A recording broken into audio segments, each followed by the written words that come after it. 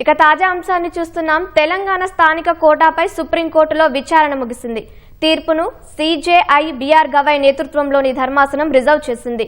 దీనికి సంబంధించి మరింత సమాచారం మా ప్రతినిధి ఢిల్లీ నుంచి అరుణ్ని అడిగి తెలుసుకుందాం. తెలంగాణ స్థానిక కోటాపై సుప్రీంకోర్టులో విచారణకు సంబంధించి మీ వద్ద ఉన్న సమాచారం ఏంటి అరుణ్?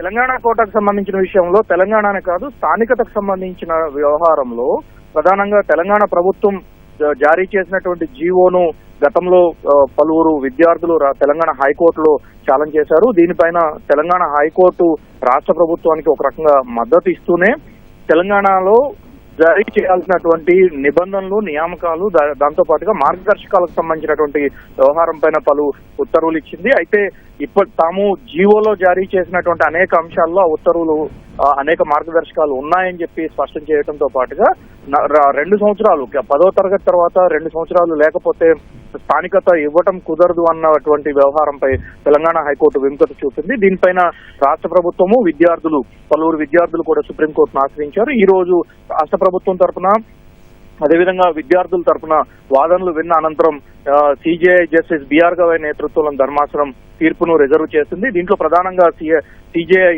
రాష్ట్ర ప్రభుత్వ వాదనలతో కొన్ని అంశాల్లో ఏకీభవిస్తూనే మరికొన్ని అంశాల్లో విభేదించారు. దీంట్లో ప్రధానంగా 2 సంవత్సరాలు లేకపోతే చిన్నప్పటి నుంచి ఒకటే రాష్ట్రంలో ఉండి కేవలం 2 సంవత్సరాలు మాత్రమే పక్కకు తప్పుకుంటే స్థానికత లేకుండా ఎలా ఉంటుంది అనేటువంటి ప్రశ్నను ప్రధానంగా లేవనెత్తడం జరిగింది. దాంతో పాటుగానే 4 ఏళ్ల పాటు రాష్ట్రంలో లేనంత మాత్రాన స్థానికత కుదరదు అని చెప్పని ఏ విధంగా చెప్తారు అనేటువంటి అనేక ప్రశ్నలను సిజేఐ రాష్ట్ర ప్రభుత్వాన్ని ప్రశ్నించారు.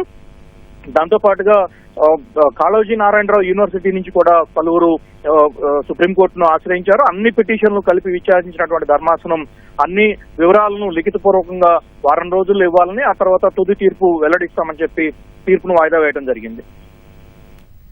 ధన్యవాదాలు అరుణ్.